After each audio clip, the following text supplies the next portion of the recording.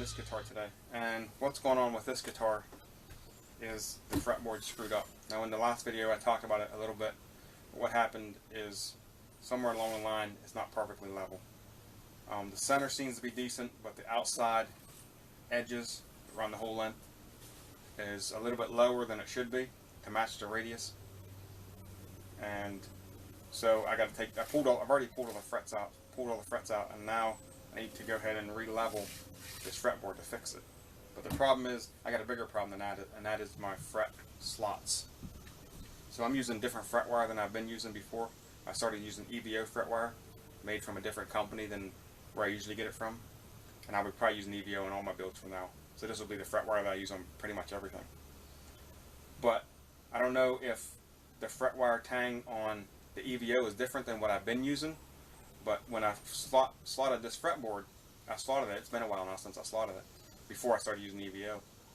And then I bought the EVO to fit it, or to use in it. And what happened is the slots are too wide for the tang of the frets. Basically, I can take a fret and slide it into the slot. There's no compression fit or anything. It just sets down in there. So it's too wide. So what we're going to do is just take this fretboard off, make another fretboard, slot it, radius it, the whole 9 yards. So that's what we're going to do. First thing I got to do is remove this binding. Once we get the binding done, I'm going to use an iron and a spatula and remove this fretboard, and hopefully we're not going to ruin the neck in the process. On this binding that's on this, I didn't acetone it on. I used an acrylic, I think it's an acrylic glue to glue this on. So I don't know how easy it's going to come off. We're going to find out. I'm going to use a razor blade, try to get down in between like the fretboard and the neck here. I don't know if you can even see that, but get down inside and just kind of peel it back. Once I get it started, I can just pull it off. The binding is going to be ruined, so there's no use in worrying about saving that, and the fretboard's not going to be used. So the only thing I'm trying to keep from destroying is the neck itself. Anything else I don't really care about because I'm not going to use it anyways. The problem with acetone is it holds pretty good apparently. Or not acetone, the acrylic glue. I didn't acetone this one on. And the reason I know I didn't acetone this one on was whenever I went to put my frets in, I had glue at the edges where the glue had went inside, and I had to clean that out. With acetone, you wouldn't have had that problem. So once I get it loose, just take the razor blade, pull back a little bit, just basically down through there, and just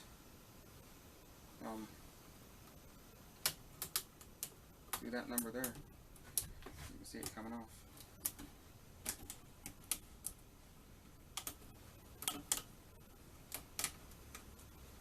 And that's it. Now, that's going to be a problem. I was hoping not to have to remove the binding from the peg head itself, but the problem is it's glued together. There we go. So there's one piece off. So now, I'm going to go handheld for a second just to show everybody what this looks like. So I got both pieces of binding off the side right here. You can see it whole way down.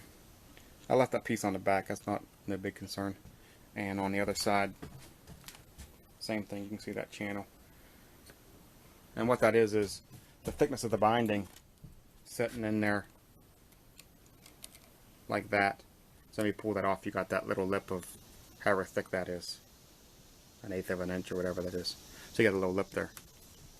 And that lip is the bottom of the fretboard there. So what we're going to do now is grab this thing here, take this thing, lay the iron on the neck up here, get it heated up. Hopefully the heat's going to go through the wood and start to soften that glue a little bit. And we'll just take this spatula up underneath like this, just start working it down the whole length of the fretboard till it pops off. Once that's done, then we're done, and we're going to do the neck. I already have a video where I show how to take a fretboard off, so I'm not going to record this part. It's going to take me about a half hour to an hour to do this, so I'm not going to record something I've already got recorded. So if you want to see that, there's a link in the description box below. You can click that link, go over and watch how to remove a fretboard from a neck, and I'll see you whenever this fretboard's off. Anyways, the fretboard is off of the neck, and I actually didn't ruin the fretboard. Imagine that. Not like I can use it because the slots are too wide, but it's off. The neck is good. I didn't ruin the neck. So let's go take a look at it. All this stuff here is just the glue. So what I'll do is just take a sanding block, piece of like 60 grit sandpaper, just sand that all smooth, and we're ready to put our new fretboard on. So, and I might have to put binding. I wasn't going to put binding back on, but as you can see, I got a little bit of a lip there, about a 30-second. We'll see what it looks like. If I can get away with not putting binding on, I ain't going to put binding on, but I'm pretty sure I'm going to have to put binding on. So this is a piece of 1-inch thick black walnut, and I'm going to use this to make my new fretboard, because frankly I don't want a maple fretboard. This is the old fretboard, and what I'm going to do is use this to get a size measurement of how wide it's got to be. Now this should be about 2 1/4. So if I cut this thing in my table saw, rip it in half like this, at 2 1/2 inches wide, that'll be plenty wide enough, and the board is naturally long enough. Then once we get it cut to 2 1/2, we'll stand up on end like this, and run it through our table saw, and then cut it in half again, kind of like a book match. So cut it like that. And that'll get us real close to the thickness we need here. And from there, we'll just throw it through our planer a couple times, plane it down till it's this thickness, and then we got ourselves a blank. And then from there, we can start marking it, getting ready to slot it, radius it, stuff like that. So the first thing you got to do is get this thing marked, get a line on it, and get ready to cut it down to about 2 1/2 inches. I went and cut my wood in the table saw, then I went and planed it, and this is what I got.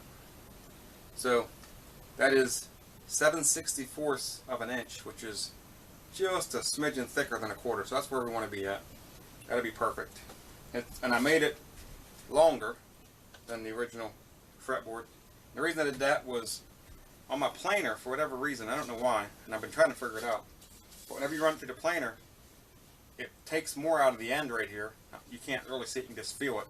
It's about a 1/1000th of an inch or so more off the end here and off the end here. If I'd have made this fretboard the exact length, then the first 2 frets, the wood would have been thinner at the first 2 frets than the rest of the fretboard. When you went to glue it on, it would actually bend that piece of wood down. So I make it longer, then I can come back through, get behind that piece, which is right here, mark it. The other piece is right there, cut it here and here, and now I got 2 perfectly flat sides. One for gluing, and then the other will get the slots cut in it and get the radius on it. So now I'm going to go ahead and mark where the front's going to be, where the back's going to be, and then come down through and mark where all my slots are going to be. And then I can take this over to my miter box, take my saw and this saw here. But the first thing I'm going to do before I cut the slots in, I'm going to actually take the thickness of this saw and my frets, the thickness of the tang, and make sure that this is going to work. Make sure this fret saw is right. And I think it is. I think I used a different saw when I cut the other ones in, is what the problem was. But I'll just double check the measurement on this, the measurement on my frets, and we'll do that. But that's going to do it for this video. So in the next video, we'll come back through, cut slots in, radius it, glue it back on the fretboard, and put our frets in. So thanks for watching, and I'll see you in another video.